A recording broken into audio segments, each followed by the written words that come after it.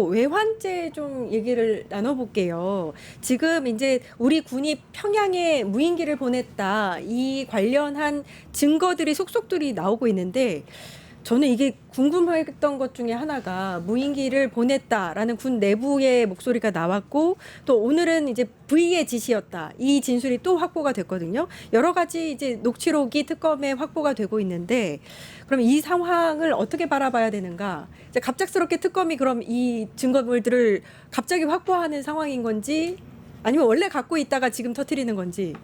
이게 이제 단독 보도의 순서가 이렇습니다. 그러니까 그 V의 지시라고 들었다라고 이야기한 이 장교가 있잖아요. 이 장교의 진술을 확보한 쪽은 동아일보가 아니라 첫 번째 이제 MBC 보도가 그 저희가 이 방송에서 다뤘습니다마는 그때 당시에 10월에 무인기 보내놓고 북한이 10월에 발표를 하잖아요. 남한 쪽에서 무인기가 날아온 거에 대해서 이제 강한 분노를 느낀다라는 그 발표를 하자마자 윤석열과 그 김용현이 박수치고 좋아했다라는 그 내용을 장교가 진술한 것을 MBC가 처음 단독으로 보도를 합니다. 네. 근데 알고 보니까 그 진술도 진술이고 그 이후에 증거로서 확보한 것이 동일한 내용이 특검이 알고 보니까 녹취록으로 갖고 있었다라는 게 오늘 동아일보의 단독 보도거든요. 그러니까 내용은 거의 뭐 다 비슷합니다. 근데 좀 더 추가적인 보도가 이뤄진 내용은 김용대 드론 작전 사령관으로부터 이 장교가 윤석열의 지시라고 들었다라는 그 내용, 전원이죠. 전원이 담겨 있는 녹취록을 확보했다라는 것이고, 그리고 11월에도 무인기를 추가로 보냈다. 무리해서 계속 보내려고 했다. 그리고 윤석열이 좋아했다고 들었다. 라는 것을 김용대 드론작전 사령관으로부터 자신이 듣고 진술한 녹취록이 특검이 확보했다라는 그 내용입니다. 네. 그래서 MBC 보도보다는 조금 더 한 걸음 나아간 것이고 특검 쪽에서 이미 녹취록을 확보하고 있다라는 얘기는 이미 윤석열이 이번 주 토요일 오전 9시에 나와서 조사를 받을 내용은 외환 혐의라고 적시가 되어 있거든요. 그건 또 오늘 조선일보의 단독 보도를 보면 그러니까 윤석열에게 통보를 해준 겁니다. 너 7월 5일에 오전에 나오면 외환 혐의 조사 받아야 되니까 대비를 하고 와 라고 알려준 거예요. 그 정도로 지금 특검은 이 정도로 녹취록도 확보되어 있고 외환 혐의와 관련된 조사할 내용이 방대하고 증거로서도 확보되어 있는 내용이 많다라는 것을 의미합니다. 그러니까 제가 아까 말씀드렸지만 이 보도가 특검발 보도잖아요. 그러니까요. 플러스 알파가 더 있다니까요. 그러니까 이게 그러면은 빌드업 중에 하나라고 봐도 되겠네요. 뭐 수사 전략의 일환일 수도 있겠습니다만은 일단 들어가서 이것만 윤석열이 준비할 수는 없잖아요. 이때 상황이 내가 누구한테 어떤 지시를 했고 어떤 말을 했고 이런 걸 아무리 복귀하고 주변 사람들과 진술을 맞춘다고 하라도 한계가 있을 수밖에 없는 게 우리가 보도를 보고 체킹하고 확인하고 떠들어대는 것과 윤석열이 수사로 대비하는 것은 완전히 다른 점이고 게다가 이것은 어디까지나 그냥 던져준 소스 하나에 불과해요. 다른 증거가 또 있을 거란 말입니다. 그러면 그때 윤석열한테 예를 들면 진실을 덮기 위해서 거짓 진술을 하고 있는 와중에 핵심적인 증거를 또 들이밀었다. 이러면 윤석열은 아마 조사를 받지 못하겠다고 또 고집을 부리겠죠. 그렇겠죠.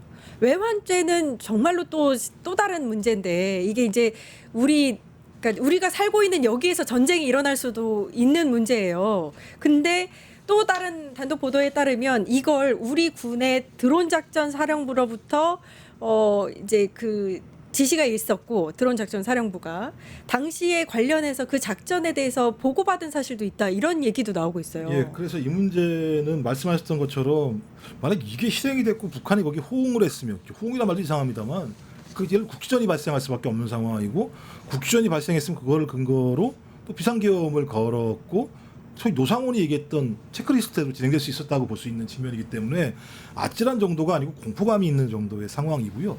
이 외환죄가 성립이 된다면 이건 그냥 사형입니다.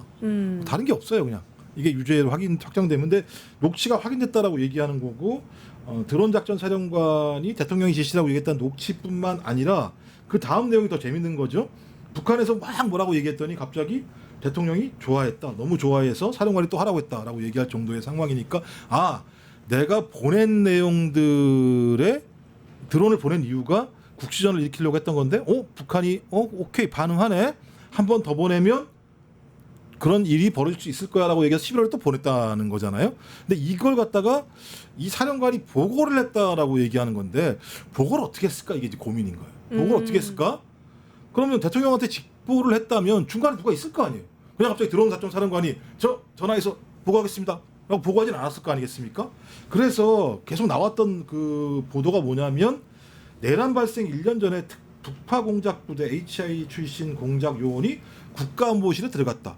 이 사람들과 국정원 요원 서너 명 정도가 모여서 별도의 팀이 있었는데 안보실 2차장 하나 있었다. 근데 안보실 2차장은 이게 뭐 하는지도 몰랐고 누구에게 지시를 받는지도 몰랐다. 김태호도 나도 잘 모르겠다. 라고 한 일이 벌어졌었거든요. 그래서 이 팀이 되게 의심스럽다. 아마 이 팀이 이런 것들에 대한 공작들을 하지 않았을까. 왜냐하면 맨 처음에 드론을 날렸던 게 어디였습니까? 국정원이 드론을 날렸다고 얘기했거든요. 용산과 국정원이. 그렇다면 용산과 국정원이 드론을 날리게 했던 가장 그 중간에 연결고리가 뭘까? 이 팀 아닐까라는 생각도 드는 거예요. 전 그래서 이 내용이 사실이라면 소위 외환죄를 외환을 유치하기 위해서 용산에 특정한 팀이 들어갔었고 그 팀이 이런 일들을 진두지휘했었다라고 볼 수 있는 측면이 있기 때문에 저는 이 사건은 아마 계속 이 사실이 밝혀지게 된다면 매우 심각한 상황으로 갈 수 있을 가능성이 높다. 이렇게 네. 보여집니다. 그 이미 어제였을 거예요. 7월 1일자로 내란 특검에서 그 국방과학연구소라고 부르는 그렇죠. 국가연. 예, 국가연의 항공우주사령부에서 드론을 이제 드론 사령부에 납품하고 운용하는 것을 이제 전수를 해주니까요.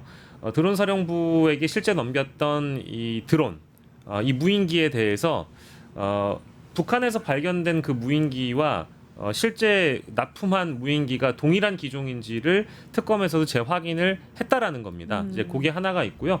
두 번째로 사실은 이 그 국가연 사람들이 국회에 나와서도 그런 진술을 이미 한 적이 있어요.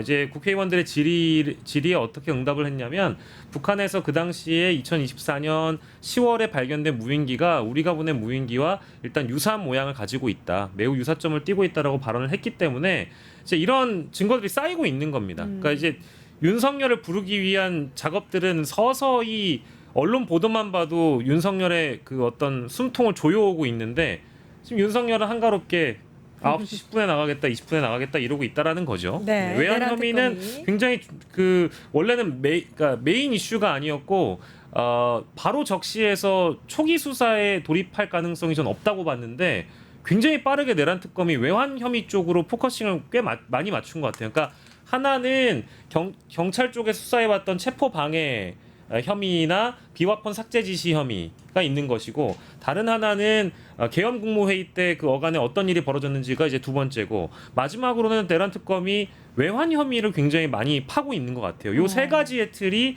내란 특검이 지난주와 이번 주에 이어서 계속해서 수사를 하고 있는 사안인데 아마도 이번 주 토요일에 그 많은 증거들을 윤석열에게 제시를 하면서 뭐 결정적으로는 구속까지 가지 않을까 싶기도 합니다. 이게 얼마나 치밀하냐면 그러니까 평양 상공에다 드론을 띄운 거잖아요.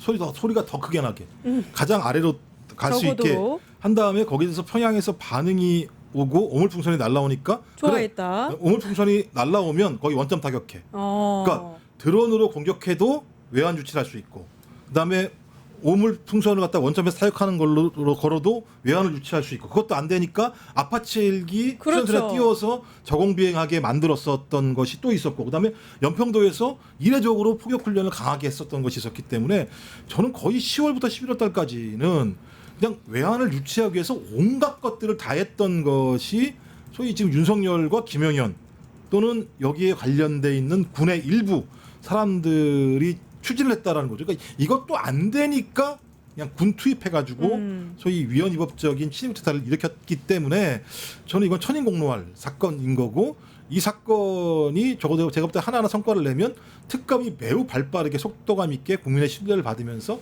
앞으로 나갈 수 있겠죠. 저는 그래서 외환 부분에 대해서 나름대로 상당한 증거들을 지금 특검이 확보하고 있다고 보는 것이 사실일 것 같아요. 이렇게 할 수 있는 건. 그 노상원을 좀 파면은 또 뭐가 나올 것 같아요. 노상원 수첩에 분명히 북한 도발을 유도한다 이 내용이 있었던 것 같거든요. 그러니까 그거 노상원을 파면 또 뭐가 나올 것 같다. 만약에 외환죄가 인정이 되면 아까 말씀하신 대로 거의 사형 예. 가까운 처벌을 받는 거죠. 사형이에요, 그냥. 사형이에요. 네.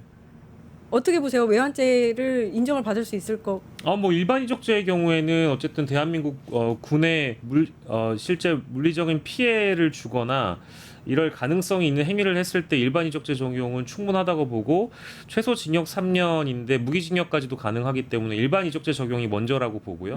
저희가 이 방송에서 얘기했던 외환 유치죄나 이제 외환죄 혐의 적용에 대한 부분은 아마 법리적으로 좀 따져볼 필요가 있겠습니다만 혐의 적용이 어려워 보이지는 않습니다. 왜냐하면 이 정도라고 한다면 북한에 대한 실질적인 조사가 어려운 거는 우리가 충분히 감안하고 우리 김정은한테 전화해서 물어볼 수 없잖아요. 네. 근데 그것을 뭐 뛰어넘는다고 하더라도 이미 이 증거들과 증인들이 넘쳐나고 있는 상황이라서 북한의 자극을 유도하려고 했던 정황들이 이미 넘쳐나고 있기 때문에 법률 적용은 어렵지 않을 거라고 봅니다. 그 북한을 적국으로 보느냐, 뭐 외국으로 보느냐, 이거는 무슨 얘기예요? 그거는? 그러니까 이제 우리 헌법 3조에 나와 있듯이 그 대한민국은 이제 정확한 그 표현이 다 네. 대한민국은 부속도서와 함께 한반도와 그 부속도서로 영토 규정이 이렇게 있는 거죠. 그러니까 이제 북한은 포함되지 않는 것이고요. 이제 북한 같은 경우에는 우리가 그 나라로 볼 수 없다라는 판례들도 있기 때문에 물론 실제 적국으로 규정한 대법원 판례도 존재하긴 합니다만은 실제 법리적으로 외환죄가 적용되려면 통모를 하거나 공모를 하거나 외국인과 통모를 했던 정황을 찾아내야 됩니다. 그게 조사가 가능해야 되는데 법률적으로는 그게 어려울 것이다라고 해석하시는 분들도 더러 계시죠. 근데 하지만 저는 지금까지 나온 증거로 봤을 땐 어렵지 않을 거라고 봅니다. 알겠습니다. 1타 정치 여기까지 하겠습니다. 박영식 시사 에디터, 김종욱 더불어민주당 정책위 부의장님 고생하셨습니다. 감사합니다. 고맙습니다. 네, 이어서 곧바로 이원재의 끝내주는 경제가 방송되고요. 저희는 내일 오후 4시 50분에 다시 찾아뵙겠습니다. 함께해 주신 여러분 감사합니다.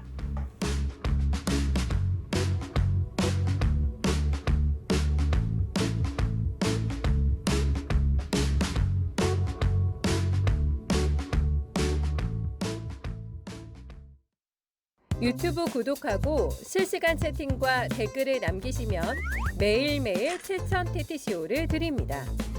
참여 방법은 통통물 어플을 다운로드하고 회원가입과 로그인을 해주세요. 마이페이지에서 나의 회원 고유 번호를 복사해주세요. 유튜브 구독 후 실시간 채팅이나 댓글창에 고유 번호를 한 번만 입력하면 준비 끝! 지금 유튜브 채팅과 댓글 쓰기 참여하고 실천 TTCO 받아가세요.